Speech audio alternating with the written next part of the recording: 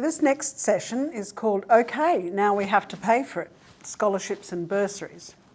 Now if there's one theme that runs as a constant through any discussion on boarding school education, it's how on earth do we pay for it? No one likes talking about the financial side of things, but it's one of the most important investments a family will make, so it's vital to have that conversation. Today we're going to take a bit of a deeper dive into scholarships and bursaries, the options as well as who and importantly how to approach. Our panellists for this discussion are Myfanwy Stanfield, Director of Community Engagement and Senior Leadership at Ascombe School, Kate Kennedy, whose son is currently a bursary awardee, the Honourable Fiona Nash, who is the Regional Education Commissioner, and Peter Horton, who is the parent of previous scholarship awardees. So I'm going to jump straight into you, Kate and Peter, and we'll start ladies first with Kate. It's a tough conversation to have, isn't it? How did you approach it? And taking that a little bit further, what would be your advice to parents on making that approach?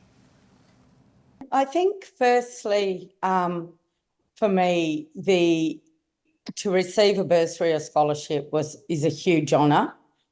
It is not at the forefront of the choice of the school for me. We chose, my son and myself chose the schools, or chose a narrow field of schools, and then made that decision to, there were probably a couple of schools that we felt would be suitable for him and offer a great range of opportunities that he wouldn't receive out here in the country in particular, whether that be academically, socially, through sport. It's a whole spectrum that is offered when you send your children away to school. So I think first of all, we chose the schools, and then we had that conversation. Firstly, whether there was room, for Ned in that cohort. And then the conversation around fees, I entered into reasonably quickly because it was a reasonably large deciding factor for me. Because on top of just, the fees for academic and for boarding, there comes with sending your children away to school a further cost, and that's where you actually want to go down and visit them and have time and be part of their school and watch them play sport and be involved as much as you can while they're down there, which, I think most parents would agree that's a very big part, that the school's inclusion of the parents is there. So to be able to afford to still be able to do that and to provide that wonderful education was made it important for me to have that bursary conversation up front. And thankfully, our number one choice of school had a relatively easy bursary application, process. It wasn't out of the normal. Here's my youngest son, and I had, with other children, approached schools in the past that I felt probably weren't as accommodating as that school. And it's a tough conversation to have. You almost feel like you're begging to a degree. And when you're hit with that brick wall, there's probably nothing available, that's the fees, that makes it pretty tough. But it's important to be really upfront about that conversation and have it early on in the application process. Particularly for the children, you don't want them getting their heart set on a school and it not being financially viable for you, I believe. And Peter, what was your experience? How did you approach that conversation? Well, very much down the line with Kate. We did a lot of homework on schools. We have 3 children, and Mel and I has said that the gift that one of the best gifts that we could ever give our child is a good education, and very much like the social networking that we just wanted them to have to take that next step. And it was a very important part, I think, of doing that for our children. So in a way, we used the boarding school expo. That was one thing that we really got behind, and that's where we started to do our homework, because with our eldest son, For instance, we just thought he was going to be a Joey's boy and go there, and it was a no-brainer. Okay. But when we started to look into all the schools and through the Boarding School Expo, thanks, Boarding School Expo, you made it a lot easier for us as well. We actually worked out that, that particular school may not have been a school for our eldest son, and it wasn't. And he ended up going somewhere completely different, which we sort of still pinch ourselves about. But that's when the initial, and we did that with the two girls. We really researched where we wanted to go, and that was it was just about the child really at the beginning of it. And then with bursaries and alike, we started that very, very early on in the piece as well. Yes, and look, some are easier than others. Some will have quite a few meetings, initial meetings, and to get to know you as a parent and to know your child, because that's the other thing. It's got to work for the school that's going to look to give you a bursary as well. And it's about the feedback that you get back from the parents and the child. And I remember the school that that's our son Sam ended up going with. Well, we had an initial meeting and then they told us to leave the room. And that for me was on Sam. And Sam, he got his way through it and he walked out of there and he goes, I think this is, if I can actually do this, he said, I think it's for me. And I went, okay, righto. And that's a hard decision for a boy of, 14, 15, So it's, but yeah, look, we sort of, once we knew that, well, that's what we went head deep into and just got all the financials. They're going to ask you for financials. They're going to ask you for everything and to see where you are. So, and look, for mine, all the boarding schools were absolutely fantastic. I think they can be very generous, but they, and that's why you've got to present your child to them as well. And it's a very big part of it. So, so that was our experience. And we were lucky now have got all our kids through boarding school. And I really reiterate about the costs, because Kate mentioned that you want to go down, you want to watch them the sport, and there's distances to travel. And, we had people travelling a lot further than us. But, yeah, and it is another side of the expense that you've got to be very, very mindful of. I want to come back to that point, because it is such a factor in the parental decision as to where and how you send your children away. Yes. But I just wanted to touch on that. You talked about being open and honest. Mafanui, that must be very important when a school is trying to gauge the need of a family, that openness and honesty about their situation. Yeah, Is absolutely. that something that you would advise parents? Yeah, absolutely. And I really echo what Kate said about choosing the schools first. There's a plethora of schools. I'm in Sydney, New South Wales, but whether Victoria or Sydney, wherever you're on the eastern seaboard, Western Australia, there's beautiful schools and they're all fantastic schools.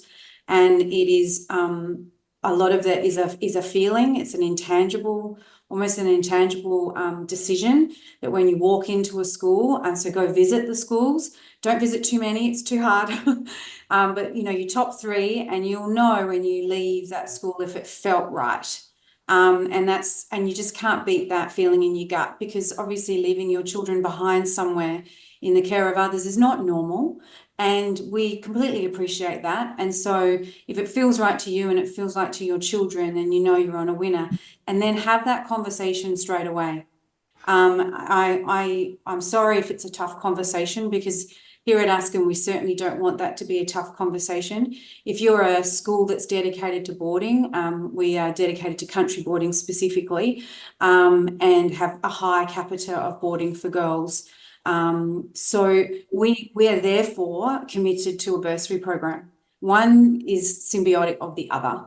And so we love having those conversations. And I think, as Peter said, Boarding School Expo, we love the Boarding Schools Expo, because that is an opportunity for you to ask those questions straight away without even having to come to the school and get particularly your heart involved with it as yet. It's not an endless pit of money, unfortunately.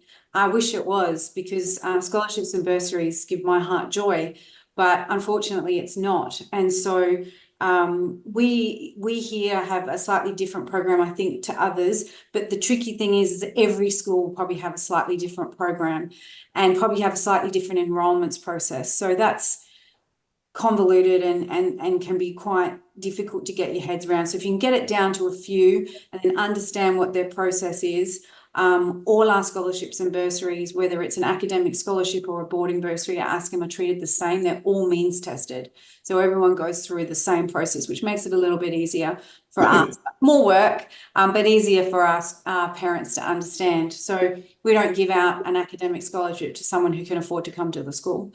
And the same with our boarding bursaries. So they're not given on, our scholarships are not given to the person who ranked the highest in the exam. They're given to the person. We have a look at your financials and decide how much money you might need to help you come to ASCM. And then we also rely on you telling us whether it's not enough. And that can be a little bit of an awkward conversation, but we really need to know, because some people may decide to go somewhere else and a little bit more money becomes available, and then we can, ring up Kate and give her the good news and all those sorts of things. So it's a little bit like Tetris for the schools as well. And there's so many cracking kids out there, and we really want to, enroll as many of them as we can. But yeah, it's unfortunately not just sort of rolling, pit of money. So the other thing to be really careful with as parents is to understand the timeline, because every school's possibly got a bit of a different timeline. So we're confirming our boarding and scholarships and bursaries in March, April, May of the year before. So you needed to got in there, before that, et cetera, et cetera. But it should be on people's websites with a little bit of due diligence and a couple of phone calls. So it can be quite complex. Fiona, I just wanted to come to you now. Just very quickly, could you just explain your role in an elevator statement? But then I also want to talk to you about that idea that asking for financial help is begging, and people have a problem with that. It's, we don't like to talk about money in polite society. But does that mean, do you see in your role that as being a barrier to people seeking the best educational options for their children from remote areas in particular?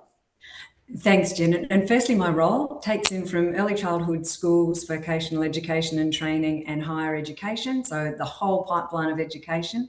Then I've got an eye at the end of that to regional workforce as well. So effectively, I work right across the education sector with stakeholders, community, industry, business, states and territories as well, to look at what are the challenges in regional education, what are the opportunities in regional education, and the solutions to some of those challenges for people in rural and regional and remote communities when it comes to education. Effectively, my job is to give advice to the federal government on what I see will improve the circumstances in regional education. It's a really interesting point, Jen, this one about people feeling like they're begging. And I come back to very often a lot of people out in rural and remote areas actually have no choice but to send their children away to boarding school. So often it is a choice, but very often also it isn't. And I often say, Jen, until governments are going to say to everybody living in a rural and remote community, we want everyone to move to the cities, there has to be a responsibility for public good, for education for children living in those circumstances, because their parents are making a massive contribution to the nation by being out in those communities. So often it is financially really, really hard. And people don't like talking about money. You're right, by and large. It's not something they're comfortable with. It's not, they don't like talking about their own personal circumstances. But this gets overridden, I think, by the want in parents to give the best outcomes and the best opportunities for their children. I think, as it was Peter saying earlier, best gift you can give your children is education. I think that's very true. So there are a number of programs and things in place to assist those isolated families, whether they're geographically isolated or it's not possible to attend a local state school. But it's a really difficult circumstance, and I think in particular too often people expect that parents sending their children to boarding school is a choice. Often it's not. And I think that's really important to keep in mind. Peter, I want to go back to the point that you made about and Kate, about being involved and the impact that can make on the financial decision. Tell me how you both Kate and Peter, how you navigated that and factored that into the conversation about how you were going to afford this opportunity for your children. Starting with you, Peter.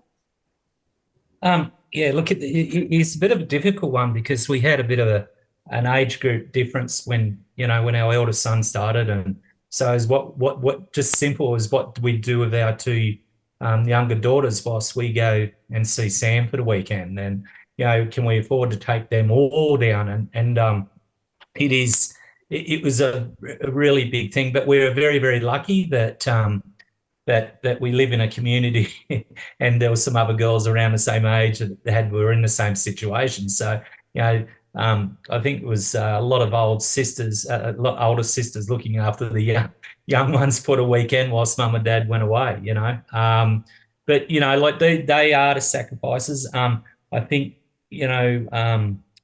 we wouldn't have, like it was a fantastic time, I've got to say, and you just made it work. And you'd come back from a weekend being away and going, it's just a bit exhausted, but you've had a wonderful time, and you've seen your child at school, or you've seen the whole three of them. So it was actually special for us because we got to see one that we hadn't seen for quite a while, or it was catching up with the whole three of them. And that for us, well, it was just gold. So, for us. But yes, look, the expense had to be taken into consideration. But you know what? There was a lot of help from other people, like the schools and things like that. So we were happy to give back in that way as well, to be part of the school community. Kate, and sorry. try and do that. Kate, is that something that parents need to be open about, to factor that cost in when they're talking to the schools about the financial need? I believe so, Jen. I'm sitting listening, and I can remember another family whose boys are now still in the district and married with children. They were sort of what I call the half generation above, and talking about they had their three sons at school in Sydney, and her saying to me, "Oh, we love going down, but every weekend we go down, it's easily over $1,000. And I'm thinking, how am I going to educate 4 children and still visit them, honestly? And I thought, surely she's exaggerating. But unfortunately, it's not an exaggeration with your cost of fuel and accommodation. I am fortunate I have family and friends in Sydney, which is lovely. You can stay with them. The downside of that is you're still not getting that core family time, like Pete was saying, is really important, because you might be in someone else's house or visiting. So I try to help with that cost. I try to mix that up a bit, where you're possibly staying somewhere where it's just you and now just the one son there, but or with family to help with that cost. But it definitely needs to be considered. I think it's something people don't think about. You think, because, particularly nowadays, travel is so easy. It's not like when I went away to school, you saw your parents at the beginning and end of term sort of thing. Yeah. Back then, way back when. But now you do and the schools do include you and have functions. And like Pete, it is a really lovely time. Your children are making all these wonderful connections and friends, and you are as well. You're creating these new friendships. But it's certainly, consideration needs to be given to that cost. I want to talk, because it is a massive investment from families.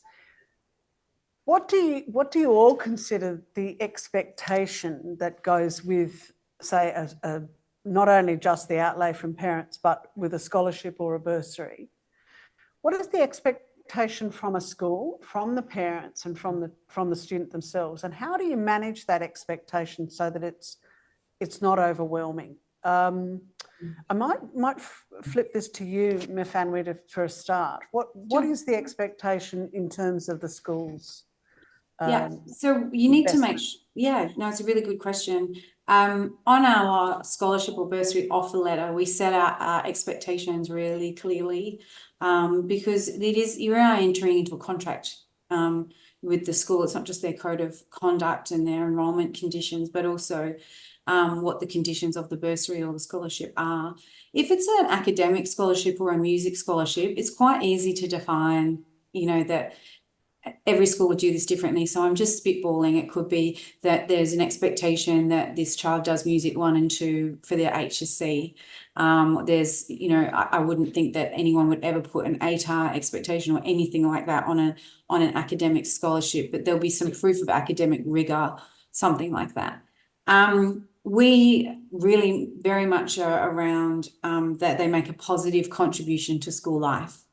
So we're just looking for girls who are going to play Saturday sport, get involved in some leadership opportunities, maybe doing some, getting involved with drama. They've got healthy friendships. They give back in a way that gives them joy. And that's all we can ask, because any scholarship particularly is you are looking at what may be. You can't say this has to be, and so there needs to be an agreement between the school as what they're going to uphold the values and give back in their way and in their individual way. That's how we look at it, as a bit more of a holistic approach. And then what we do is we do ask the girls, because all our scholarships and bursaries are means tested, our parents submit their financials every year. Because it might be that you need more money next year. Something terrible may have happened on your property, or it might be that, and quite often is like, we're actually good for the next 2 years and we can pay a little bit in advance. And we end up in this really lovely relationship where we know that the door is open to talk about fees all the time. And so, yeah, every school is a little bit different. I can only, give it from my perspective, but it's important, I think, that parents understand what those conditions are. And we also ask the girls to write a letter to our head of school at the end of each year, just to tell us what a great time you've had or not, and where you see that you may have really understood, where you may have grown. I came to ask when I really hated maths and I've got this great maths teacher and this is what happened, or I really enjoyed going to this camp or being involved with this choir, and giving us a bit of feedback, because I think there needs to be some graciousness around this to understand that education, especially education for girls, is a truly valued and precious thing. And so to ask the girls to write every year to reflect is a really lovely exercise for them to understand and just to say thank you. It's a pretty simple thing. And those letters are fantastic. We get to know so much and share so much joy of what's happened in that year. And I guess it's like managing any expectation. The way to do that is to enunciate that expectation right at the outset. Kate, would you agree that there is a fair expectation on behalf of the school? And how do you manage that without making Ned feel that he is an indentured slave? I guess I'm just listening to Nathaniel speak then, and I feel very much listening to that. It's the same with the children when we've sent them away. It is not that you want to put too much responsibility on them because they are young, but they really do need to understand that it does come at at some impact to the family unit. Like, you don't want them to feel that responsible for it, that it becomes a burden to them. But it is important that they understand the impact, it's a privilege that they're being given this opportunity. And that, when they're lucky enough to be recipient of a bursary or scholarship, goes hand in hand. They should have that same respect for the school and that institution that have offered them that privilege. Peter, do you feel the same? Yeah. Look, our children definitely knew that there was something, that was given to them, and that it could be life-changing for them, which, it is life-changing for everyone. And it's an honour to be able to get a bursary. And don't be fooled. They're not they're not just rock up and get. Like you just you've got to work for it, and you know, and whilst you know that you're working for it, you know, you're also instilling in the kids that there's got to be this return back to school somehow. You know, like you know, the eldest son ended up being you know, head of his house, and like, you know, we're still blown away way about that a little bit, you know. But I mean, he did a great job, and it just, you know, you see them grow, and you know, you can see them starting to give back to the school, and you know, and they represent that school after they've finished, and they become old boys or old girls, and then that's where they start to give back, and you know, and as a parent, you understand that these schools do go to great lengths to get a child into there, and you know, the parents, and I feel that have that responsibility to represent the school in your own communities, and I think that's a big thing, and that's, you know, to, you know, give the bit of school some honour which they deserve. Fiona, you're not just the Regional Education Commissioner, you're a parent. From your personal and professional perspective, that expectation of an understanding of the privilege, that it's a right that we have an education for all, but the privilege of having an education at the level at which some we're talking in some of these schools. What are your thoughts around managing that expectation? And is it a fair expectation that these students give back? Jen, I think it's a fair expectation. I think it's about balance. As you know, I had two boys that went through boarding school a very long time ago now. And actually, a really nice story. One of my elder son's best mates from boarding school just became godfather to his second child. So, you know, those relationships just go on and on and on. But I think for most of our, you know, young folk in boarding school, the ones that I've met through, you know, friendships with my boys, they just had this lovely respect for the school, and they appreciated the opportunity that it was giving them. Very rarely did I come across a boarding child who really didn't seem to have that lovely understanding that this is something special as an opportunity that I've been given. So, but I do think it's about balance. You don't want them to spend every day thinking, oh my gosh, oh my goodness, you know, I've got all this weight on my shoulders because I've got to, you know, perform. But you want them just to have that balance of knowing that it's an opportunity, but being free to be themselves and grow and be the wonderful young people they are.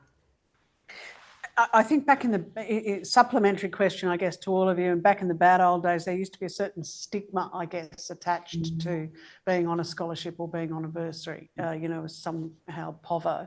How far have we come in seeing scholarship recipients in particular as worthy of accolades? I'll throw it to you, Mfanwi. Is that something to be celebrated? It usedn't to be. That's a tricky question. It's a good question. It's a tricky question. Our scholarships and bursaries are confidential, apart from our music scholars, because we have a music scholars concert. So it's pretty obvious who they are, which is, you know, one of my favourite concerts all year. It's incredible. But all the rest of our scholarships and our bursaries are confidential. It is an agreement entered into between myself and the head of school, the business manager, and the family. And that's as far as it goes. And even in our database, it's kept confidential. Therefore, the way that we honour our students or celebrate is at our end of year. Here we call it prize giving. Some people call it speech day or speech night or various other things. So that's the opportunity to award girls for their year's achievement. We have an evening just for sport and co-curricular, and we have another evening for afternoon for academics. But everything else we do is kept confidential, because also young people can make mistakes. And you know, we're really happy to embrace girls when they make mistakes and fail your way forwards. First attempt in learning, you know, is what we call fail here. And we need to then, we don't want girls to be worried that suddenly a scholarship or something is in jeopardy and so then they've got this public profile and they get pulled down from this public profile and shamed in some way. If something has gone really wrong and they need to change schools or something like that, then it's kept confidential and those girls are protected. That's extreme. Yeah, boys, they're going to make mistakes, and that's okay too. As long as we learn and move forwards together. Some really good points there. Kate, Peter, any thoughts on that particular issue? Holding scholarship and bursary. Look, it never really came up at all. It was, it was just business as usual. But our family unit knew, and the school obviously knew in parts of that. But otherwise than that, it was, was it celebrated? It wasn't celebrated. And look, the whole thing about it is that they wanted the kids just to go into that school and fit in, and there shouldn't have been any stigma about that at all. And we never felt it, and never, it was just as we're all one. So, which was wonderful. Excellent. Mawhenui, I just want to come back to you again. How do schools ensure that the scholarships and bursaries, I know you touched on this earlier, reach the most deserving of students? And Fiona, I might get you to chime in here as well. Yeah, that's a great question. We do rely on people to apply. We don't know what we don't know. So whenever we have a conversation with a parent, whether it be at a boarding school expo, whether it be on campus or on the phone, we encourage them to apply. We make it really clear and transparent as on our website of when it's open and when it's closed, and we encourage everyone to apply. So really it's a two-way street, isn't it? We aren't a school that heavily advertises really for anything, apart from boarding scholarships. We will always make sure that we pop an ad in the Land, the weekly, so that they know that our scholarships are open. But for boarding scholarships particularly, it's really on the parents to make sure they know when that opportunity is available and get on board. And Fiona, from your perspective, how do you feel that the schools and regional students in particular, the scholarships and bursaries and the different options are reaching the most deserving? It's a really good question, Jen, and I think by and large the schools do a really good job in making sure that happens. Certainly from the government funding that goes out, government has processes in place that have interview processes run by particular organisations to get to the most worthy recipients. So I think there's pretty good checks and balances in place. One of the things though that I have been looking at and have been working on is making sure there's greater visibility and families in the bush know where to go to see what the options are in terms of bursaries and scholarships and funding assistance. And when I first came into the role and started having a really good look around at that, sometimes it can be really quite tricky. So at the moment, I'm in the process of looking at how do we better enable families to get the information they need about those sorts of things while they're making their decisions about potentially schools that their children are going to go to. So there's a number of organisations. ICPA obviously have a great list of options on their website. Aurora Foundation do, independent schools, scholarships and bursaries. So there's a range of different places, but I'm looking at how do we get something centralised so that families in the bush know where to go for a single list of here are all the options when you might need some assistance. So continuing to work on how we might be able to do something like that. And a little bit of advice for parents, don't forget the Boarding Schools Expo website. It's sort of a one-stop shop. So Fiona, just exploring that a little bit further, can you tell us a little bit more about the Commonwealth Regional Scholarship Program? And are there any plans to expand that program in the future? That is a very good question. So this came in last June. So it was 100 scholarships going out to low income and low to middle income families. So what it was for was to support those families with the cost of boarding.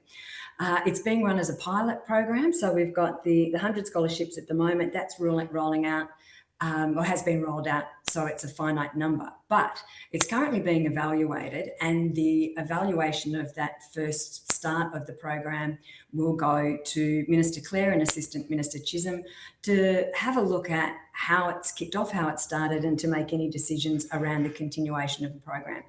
I'm going to be pushing very, very strongly for it to continue. I think it's really important that government continues to value what parents do to support their students their children going to be a student at a boarding school when there is financial pressure on that family. And as I say, often a number of these families have no choice but to send their children away to boarding school. So I think that's been a terrific initiative, and really recognising those families that are sending their children away to boarding school and are facing that financial challenge.